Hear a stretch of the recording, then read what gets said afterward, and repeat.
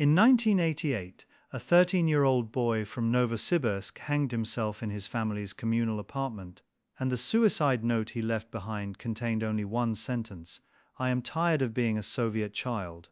The case was quietly buried by local authorities, never reported in the press, and only surfaced decades later when journalist Artemy Troitsky referenced it in his writing about the psychological toll of Soviet conformity on the young. But what was it about growing up in the Soviet Union that could drive a child to such despair, even as the state proclaimed that Soviet children were the happiest in the world? To understand this, you have to abandon every comfortable image you have of childhood. Forget the Western notion of youth as a protected sanctuary. In the Soviet Union, childhood was not a phase of life. It was a political project. From the moment a Soviet baby drew its first breath in a state maternity ward, it entered a system designed not to nurture an individual, but to manufacture a citizen. And the machinery that accomplished this was more thorough, more invasive, and more psychologically sophisticated than most people realize. The story of Soviet childhood is not simply one of deprivation or cruelty, though those things existed in abundance. It is a story about what happens when an entire civilization decides that its children belong not to their parents, but to the state. Let us begin where every Soviet child began, in the Rodom, the maternity hospital. The Soviet Union had one of the most centralized birth systems in the world. Home births were essentially illegal by the mid-20th century. Mothers were admitted to sterile, regimented facilities where fathers were not allowed to enter.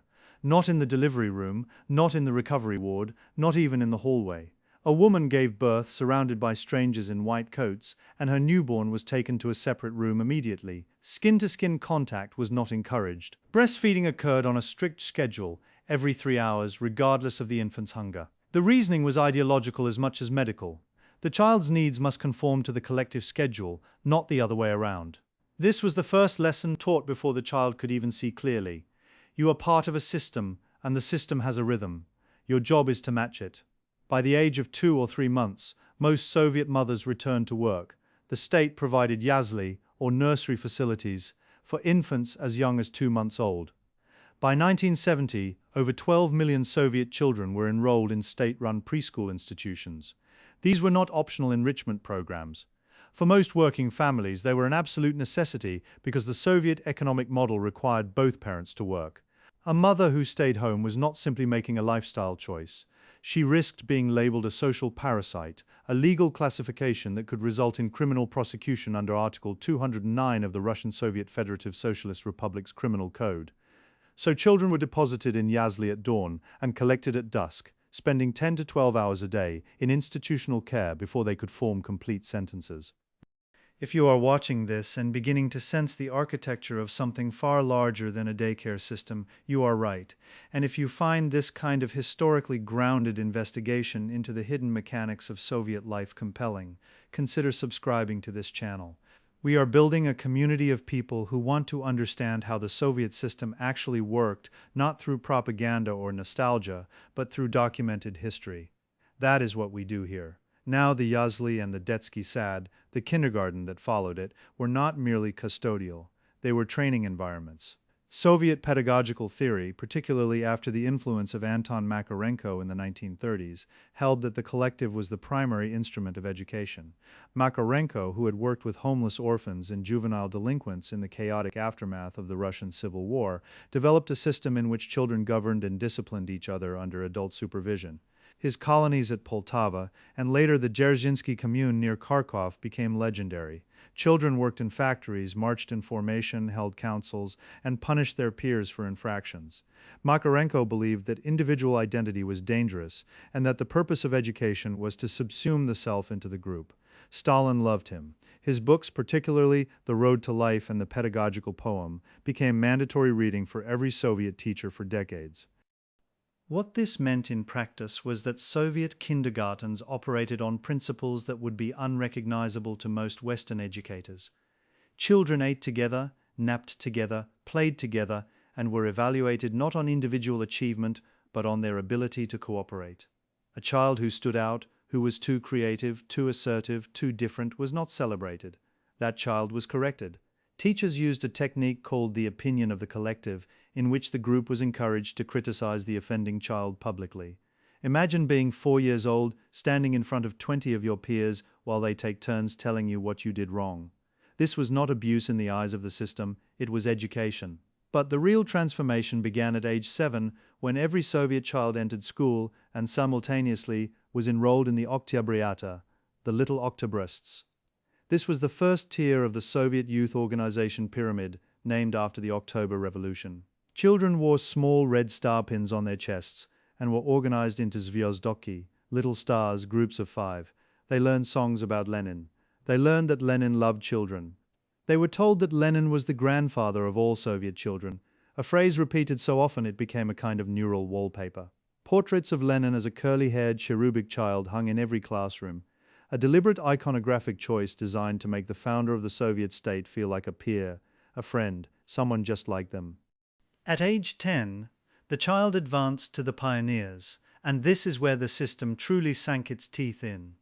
The Vladimir Lenin All-Union Pioneer Organization was not a scout troop. It was a mass political organization with over 25 million members at its peak. Membership was technically voluntary, but in practice, a child who refused to join the pioneers faced social ostracism, teacher suspicion, and potential consequences for the parents. The initiation ceremony was solemn and theatrical. Children stood in formation, usually in a school auditorium or in front of a Lenin monument, and recited the pioneer oath. I, a young pioneer of the Soviet Union, in the presence of my comrades, solemnly promise to passionately love my Soviet motherland, to live, study, and struggle as the great Lenin bade us. As the Communist Party teaches us, a red neckerchief was tied around the child's throat. It was meant to symbolize the blood of revolutionaries. The child was 10 years old. The pioneer organization was not all grim ceremony, and this is where the story becomes more complicated than simple oppression. Pioneers went to summer camps, and these camps were often genuinely fun. Artek, the most famous, was located on the southern coast of Crimea near Gurzuf, founded in 1925. By the 1960s, it had become a massive complex with beaches, sports facilities, and dormitories housing thousands of children each summer. To be sent to Artek was a privilege, a reward for academic excellence or exemplary pioneer behavior. Children swam in the Black Sea, hiked in the mountains, performed in talent shows, and made friendships that lasted lifetimes. Many Soviet adults recall their pioneer camp experiences with genuine warmth. This is the paradox that makes Soviet childhood so difficult to assess from the outside. The system was simultaneously controlling and generous, oppressive and communal, ideological and fun. The state was not incompetent at creating joy, it simply attached ideological strings to every moment of that joy. Consider the daily routine at a typical pioneer camp.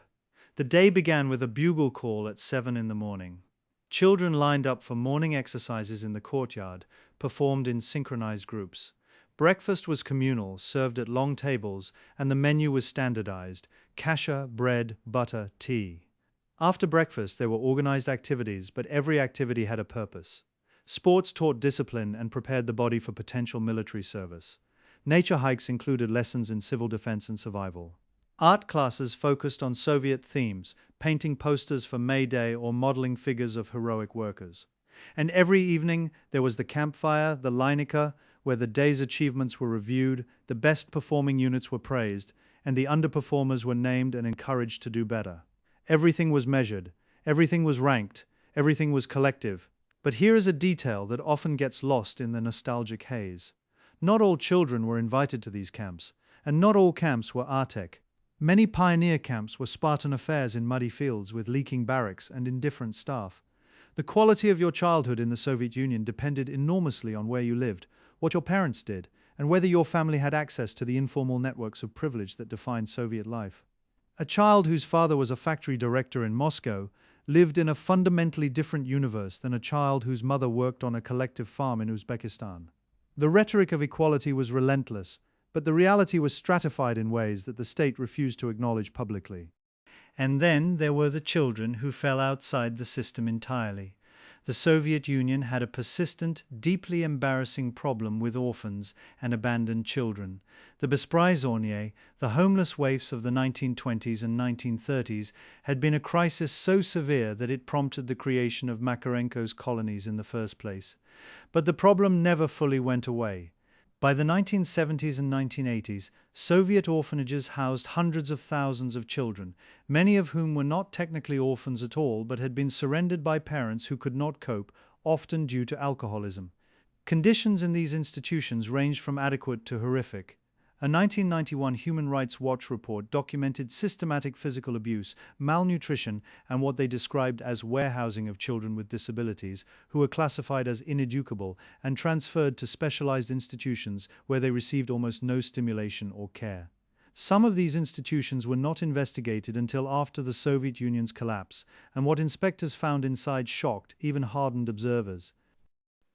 Let us shift from the institutional to the domestic, because Soviet childhood was not lived only in schools and camps. It was lived in apartments, and the nature of those apartments shaped everything.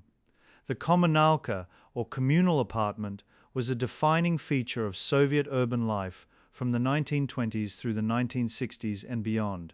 In a kommunalka, multiple families shared a single apartment, each family occupying one room, with a communal kitchen, bathroom, and hallway. A child growing up in a kommunalka had no private space whatsoever. Homework was done at the kitchen table while neighbors cooked, argued, and listened to the radio.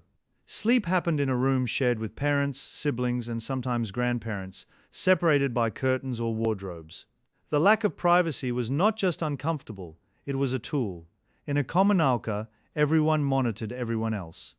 A child who said the wrong thing at school might be reported by a teacher to a parent, but a parent who said the wrong thing at home might be reported by a neighbor to the authorities. The walls, quite literally, had ears. Khrushchev's mass housing program of the late 1950s and 1960s, which produced the iconic five-story apartment blocks known as Khrushchevki, was partly an attempt to address this. For the first time, millions of Soviet families received their own separate apartments, small and poorly constructed as they were. A typical Khrushchevka apartment had one or two tiny rooms, a miniature kitchen, and thin walls through which you could hear your neighbor's alarm clock. But it was yours. For a generation of Soviet children, moving from a kommunalka to a Khrushchevka was a transformative experience, the first time they had a door they could close. But the physical space of childhood was only one dimension. The intellectual and emotional space was equally constrained. Soviet children grew up inside an information environment that was meticulously curated. There were no foreign cartoons, no imported children's books, no alternative narratives. The stories Soviet children consumed were produced by the state, and they carried messages. The animated films of Soyuz Multfilm, the state animation studio founded in 1936, were often beautiful and inventive. Characters like Cheburashka, the strange big-eared creature created by Eduard Uspensky in 1966, or New Pogody, the wolf and hare chase cartoon that debuted in 1969, became beloved cultural icons, but even these seemingly innocent entertainments operated within ideological boundaries. Cheburashka's story is about a lonely creature finding community by building a house of friends, a transparent metaphor for collective solidarity. The villains in Soviet children's stories were almost always individualists, hoarders, or lazy people who refused to contribute to the group. School textbooks were even more explicit. History was taught as a teleological march from feudalism through capitalism to socialism, with the Soviet Union as the inevitable and glorious endpoint. The Great Patriotic War, as World War II was known, dominated the curriculum with such intensity that Soviet children grew up in a state of permanent retrospective trauma. By the age of 12, a Soviet child had been exposed to hundreds of hours of war stories, war films, war poetry, and visits to war memorials. They knew the names of child heroes, real and embellished, like Zina Portnova, a 17-year-old Belarusian partisan who was tortured and executed by the Nazis in 1944, or Marat Kazay, a 14-year-old partisan who blew himself up with a grenade rather than be captured. These stories were not presented as history. They were presented as expectations. The message was unmistakable. Soviet children should be prepared to die for their country. And this was not abstract. In schools across the Soviet Union, children participated in Tsarnitsa, a military patriotic game established in 1967, in which teams of pioneers engaged in mock combat, learned to assemble and disassemble Kalashnikov rifles, practiced first aid, and navigated obstacle courses designed to simulate battlefield conditions. 10-year-olds learning to field strip assault weapons in the name of play. At age 14, The next stage of the conveyor belt activated. Children were eligible to join the Komsomol, the all-union Leninist Communist Youth League. If the pioneers had been a gentle introduction to ideology, the Komsomol was the real thing. Komsomol membership was essential for anyone who wanted to attend university, pursue a professional career, or hold any position of authority. A young person without a Komsomol card was, in career terms, a non-entity. The organization demanded active participation, meetings, volunteer labor, ideological study sessions, and, critically, self-criticism sessions in which members were expected to confess their shortcomings and demonstrate their commitment to improvement. This practice, borrowed from the Communist Party itself, was psychologically corrosive. It taught young people that their inner lives were not their own, that their thoughts and feelings were subject to collective review and correction. Here is a statistic that often surprises people. At its peak in the 1980s, the Komsomol had over 40 million members. That is roughly the entire population of Spain at the time. And yet, by the mid-1980s, the organization was hollowed out from within. Most members joined not out of conviction, but out of necessity. The ideological content of meetings was treated as a meaningless ritual, endured with blank faces and silent contempt. This gap between public performance and private belief was one of the defining psychological features of late Soviet life, and children absorbed it early. They learned to say one thing and think another. They learned that sincerity was dangerous and that the safest strategy was to perform compliance while maintaining an interior world that the state could not reach. Psychologists who have studied former Soviet citizens describe this as a kind of learned doubleness, a permanent split between the public self and the private self that many carried into adulthood and never fully resolved. The late Soviet period, the era of Brezhnev's stagnation from the mid-1960s to the early 1980s, added another layer to this experience: boredom. The grand ideological dramas of the revolutionary era and the war were over. What remained was a gray, repetitive existence defined by shortages, queues, and the relentless sameness of daily life. Soviet children of this era grew up in a world where bananas were exotic luxuries, where chewing gum from the West was traded like currency in schoolyards, and where a pair of Levi's jeans represented not just fashion, but an entire forbidden world of freedom and possibility. The hunger for anything foreign, anything different, was intense and constant. Children listened to smuggled cassette tapes of the Beatles, ABBA, and later, heavy metal bands on crude copia. Homemade recordings passed from hand to hand until the sound was barely audible through the hiss. They watched bootleg VHS tapes of Western action films on the few privately owned video players that existed. Gathering in someone's apartment in groups of 10 or 15, watching Rambo or Bruce Lee with the curtains drawn, knowing that possession of such material was technically illegal. And yet, for all of this, many people who grew up in the Soviet Union recall their childhoods with genuine affection. This is not Stockholm Syndrome, or at least not entirely. The Soviet system, for all its ideological machinery and institutional coldness, also created genuine experiences of community, friendship, and shared identity. The courtyard, the Dvor, was the center of Soviet childhood in a way that has no Western equivalent. In the Dvor, children of all ages played unsupervised for hours, inventing games, settling disputes, forming hierarchies, and learning social skills that no pioneer meeting could teach. Soviet children had a degree of physical freedom that would astonish modern helicopter parents. They roamed their neighborhoods, rode public transportation alone from age 7 or 8, and spent summers at dakas, the small country houses where families grew vegetables and children ran wild in the forests. The contrast between the structured, ideological world of school and the anarchic, unmonitored world of the Dvor was one of the great unspoken tensions of Soviet childhood. There is also the matter of what the Soviet state provided that many post-Soviet states did not. Education was free, and in its scientific and mathematical dimensions, genuinely excellent. The Soviet Union produced more engineers per capita than any country in history. Healthcare was free, if often of poor quality. Children's activities, from music schools to sports clubs to chess circles, were universally available and cost nothing. The generation that grew up in the 1990s, after the Soviet collapse, experienced a childhood defined by economic catastrophe, skyrocketing crime, and the overnight disappearance of every social safety net their parents had taken for granted. For many, the contrast made the Soviet past look golden by comparison. But nostalgia is a poor historian. The Soviet childhood that people remember fondly was also a childhood in which a teacher could humiliate a child in front of an entire class for wearing a cross around her neck. It was a childhood in which a boy who expressed interest in religion could be hauled before a Komsomol committee and interrogated about his family's beliefs. It was a childhood in which the children of political dissidents were bullied, isolated, and sometimes expelled from school on the orders of local party officials. It was a childhood in which entire ethnic groups, Crimean Tatars, Chechens, Volga Germans, grew up with the knowledge that their families had been deported to Central Asia in cattle cars during Stalin's reign, and that speaking about this history was forbidden.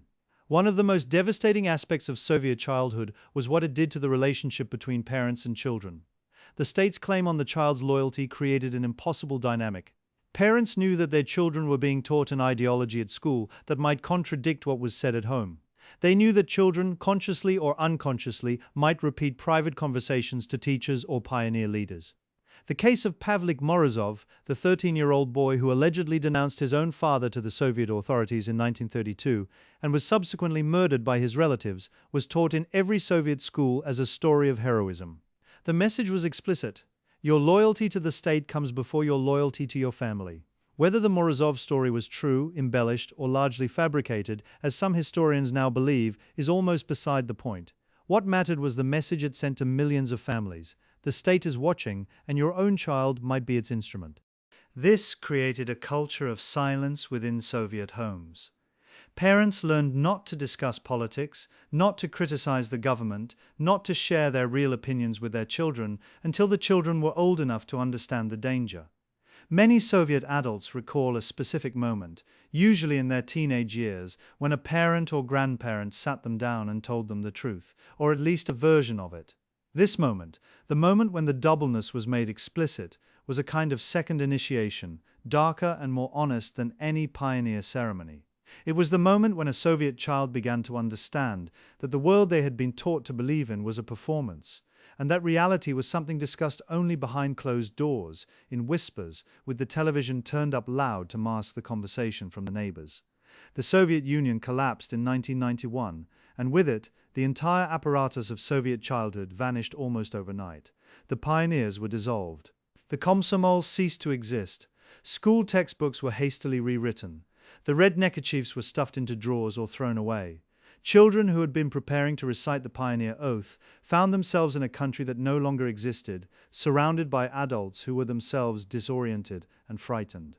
The transition was brutal. The 1990s in Russia and across the former Soviet states saw a catastrophic decline in living standards, a collapse of public services, and a rise in child homelessness, substance abuse, and exploitation that rivaled the Besprizornier crisis of the 1920s. Today, more than 30 years after the end of the Soviet Union, the legacy of Soviet childhood continues to shape the psychology of an entire region. The adults who grew up in that system carry its marks.